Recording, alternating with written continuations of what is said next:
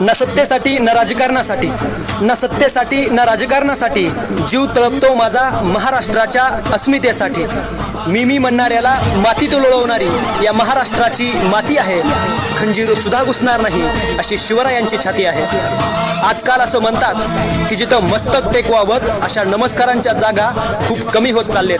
पण ज्यांचं नाव ऐकताच हे आमचं मस्तक नतमस्तक झाल्याशिवाय राहत नाही त्या राजमाता मासाहेब जिजाऊ.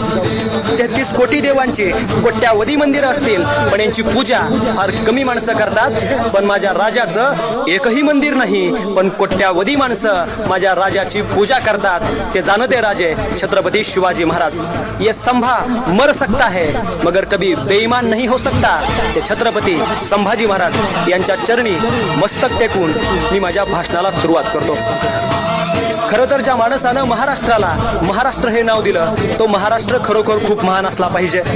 ज्या तुकारामांच्या अभंगवाणीतून विचारांचे मळे फुलले त्या तुकोबारायांचा महाराष्ट्र महान आहे. सिंहाचं काळीज पोलादी छाती असे आमचे शिवछत्रपती त्या शिवरायांचा महाराष्ट्र महान आहे. फुले शाहू आंबेडकरांचा महाराष्ट्र महान आहे. सौंदर्यावर तर कुणीही प्रेम करतं पण कुष्ठरोग्यांच्या बोथटलेल्या तळहातावरती प्रेम करणाऱ्या बाबा आमटेंचा महाराष्ट्र महान आहे.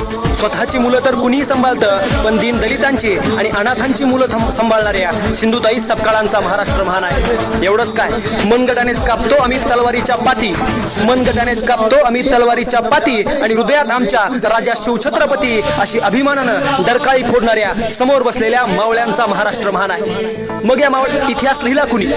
मित्रांनो, महाराष्ट्राचा इतिहास कुणी आयऱ्या गैऱ्यानं किंवा कुण्या लुंग्या सुंग्यानं लिहिला नाही. माझ्या महाराष्ट्राचा इतिहास लिहिलाय तलवारीच्या पात्यानं, ढालीच्या खणखणाटानं आणि दऱ्या खोऱ्यात घोंगवणाऱ्या वादळानं माझ्या शिवाजी राजानं.